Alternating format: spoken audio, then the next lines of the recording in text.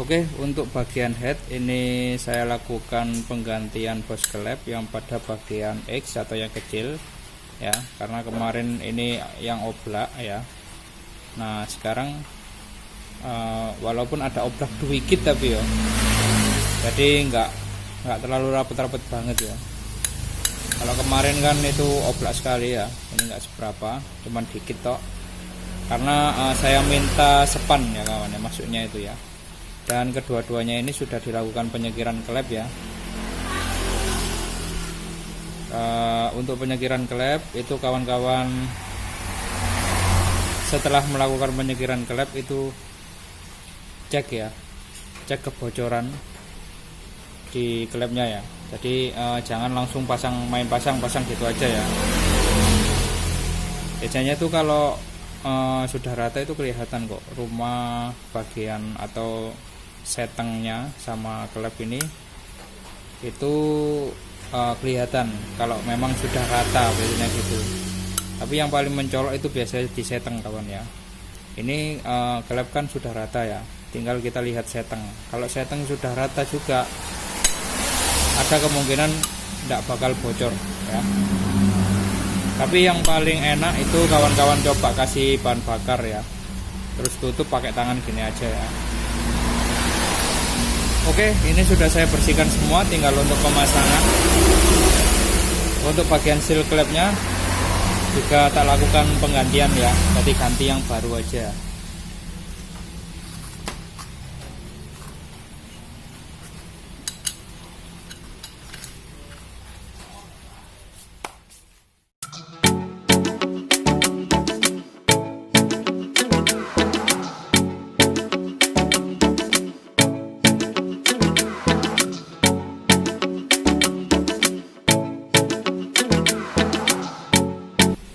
Oke, sudah sip ya.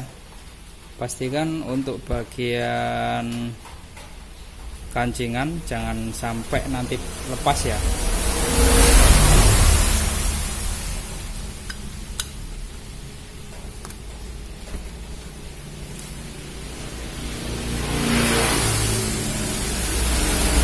Oke, untuk bagian head sudah selesai. Nanti untuk pemasangan bagian temelar ini ya, atau bagian noken as juga. Oke, jadi ini untuk templarnya sendiri untuk pemasangannya itu berbeda ya kawan ya, karena ini ya jadi nggak bisa saling tuker ya, nggak bisa saling tuker karena untuk profilnya yang satu ini ada tonjolan ya. Jadi tonjolan ini fungsinya untuk membantu dekompresi ya kawan ya. Nah yang satu kan enggak ya. Jadi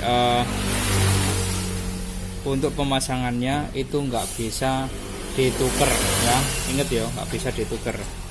Jadi jangan salah untuk pemasangan ini, dan mari kita lakukan pemasangan si templar ini.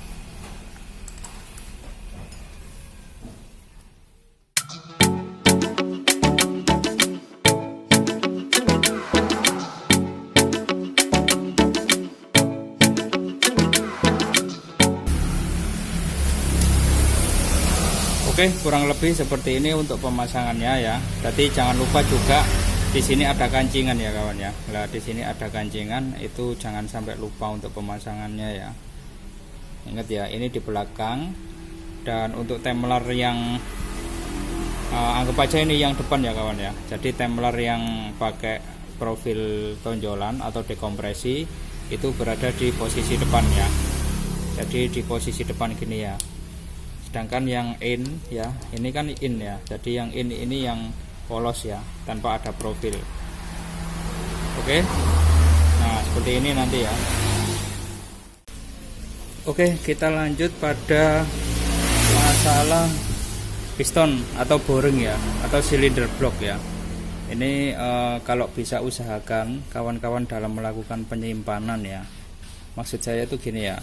Seandainya kawan-kawan punya garapan banyak sekali ya, terus posisinya ini mangkrak dulu ya, intinya wis besok-besok aja atau 3 hari lagi baru ada pemasangan, itu usahakan cuci dulu ya kawan ya. Jadi dari tukang bobot itu cuci dulu cuci sampai bersih.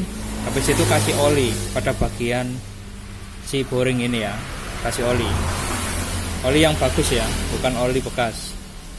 Nah setelah itu untuk bagian piston ini jangan sekali-kali disatukan atau dimasukkan dan terdiam di dalam ini terlalu lama ya. Karena apa? Saya sudah pernah ada pengalaman beberapa kali, itu saya lupa, sudah saya masukkan ya. Terus untuk pemasangannya saya tunda untuk beberapa hari lagi. Itu ternyata setelah saya keluarkan si piston, di sini ada semacam bercak atau flek ya. Dan terjadi kayak korosi gitu loh kawan. Tadi ngeflek, intinya ngeflek lah, kelihatan banget ngefleknya itu. Dan kalau sudah kayak gitu tuh saya juga mamang gitu loh, mau masang juga gak enak gitu loh. Akhirnya saya kembalikan lagi ke bagian tukang bubut untuk dibersihkan lagi menggunakan amplas yang halus ya. Intinya dipoles lagi dikit gitu loh, untuk menghilangkan flek itu tadi ya. Dan juga untuk mencegah agar tidak ada keropos, biasanya gitu ya kawan ya. Karena apa? Gini kawan, terkadang saya juga nggak menyalahkan untuk tukang bubutnya ya, tapi terkadang di sana itu terkontaminasi air sedikit, biasanya gitu ya. Akhirnya kalau sudah ada air, ya lama kelamaan akan terjadi korosi dan mengakibatkan keropos ya kawan. Nah intinya gitu ya kawan ya. Jadi kalau bisa wis dipisahkan aja ya, dipisahkan aja, lalu dikasih oli untuk bagian ini ya, untuk bagian si boringnya ya. Oke, ini pistonnya oversize 50 ya kawan. Jadi ini oversize 50.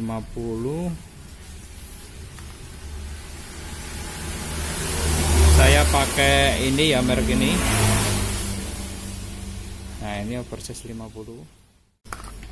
Oke, kita pasang dulu untuk pennya seperti ini ya. Nanti untuk pemasangannya di sebelah kiri nanti ya, berarti sini yang tak tanam dulu ya, sini yang tak tanam dulu.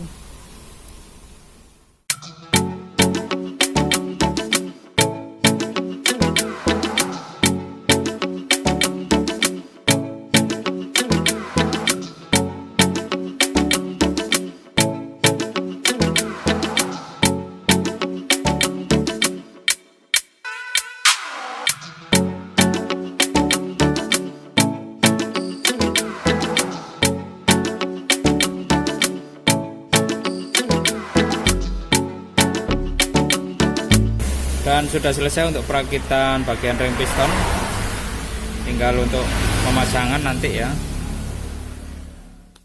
Oke, sekalian kita pasang juga pada bagian water pump. Oke, sebelum pemasangan perlu diketahui ya kawan, ini kita masukkan aja dulu ke sini ya. Jadi kita mentokkan dulu.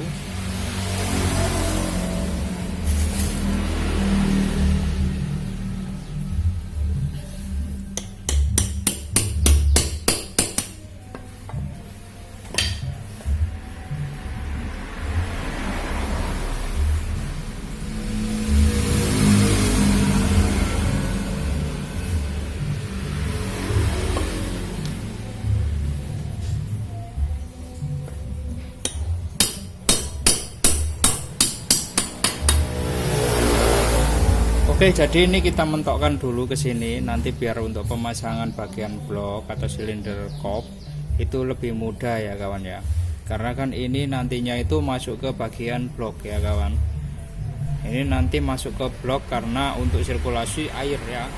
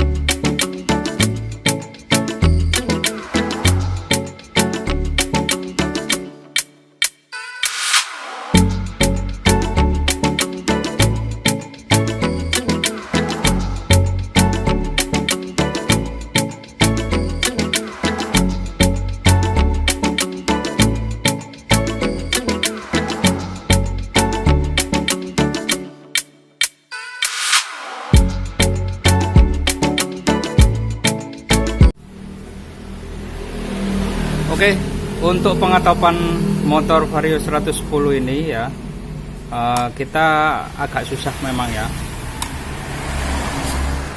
Kita lihat kenapa kok susahnya itu. Nah, di sini kan ada tanda top ya kawan, atau tanda T ya. Ini kalau kita paskan gini, dia nggak bisa. Tuh ya. Kalau kita lepas.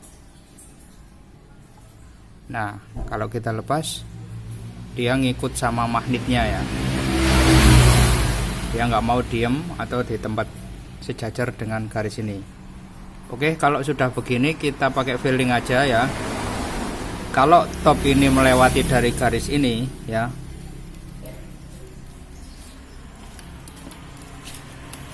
otomatis pada waktu kita masang gigi timing atas, kita harus lewatkan sedikit ya. Nah ini kawan-kawan bisa lihat, ini garis ya, ini garis ini. Pada saat magnet saya mundurkan, nah sekitar segini dia sudah lurus ya. Nah ya, dia kembali lagi seperti itu. Jadi intinya kalau pengetopan itu kita bisa acuan pakai magnet ya, selama si spray nggak melewati atau melangkah ya. Itu kita bisa pakai patokan di magnet, atau juga kita bisa memakai patokan menggunakan obeng yang dimasukkan ke dalam rumah busi ya. Jadi intinya kalau dia melewati garis pada waktu pengetopan, ini kita lebihkan dikit ya ke depan. Tapi kalau seandainya dia di belakang garis ya, ini kita mundurkan ya.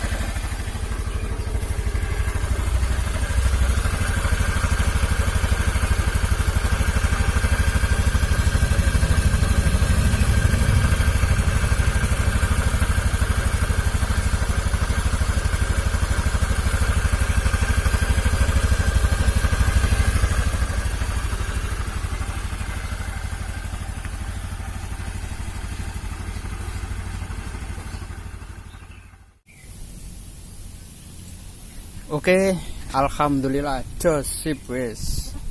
Udah selesai untuk pekerjaan, dan pastikan juga ya bagian mesin setelah kawan-kawan melakukan pembongkaran,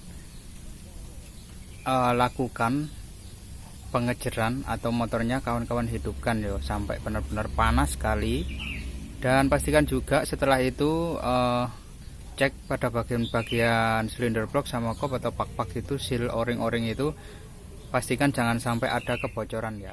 Nah, oke, semoga video kali ini bermanfaat dan bisa membantu bagi kawan-kawan semua yang ingin membongkar sendiri dan melakukan pemasangan sendiri. Oke, terima kasih sudah menonton, sampai ketemu di episode berikutnya. Wassalamualaikum warahmatullahi wabarakatuh.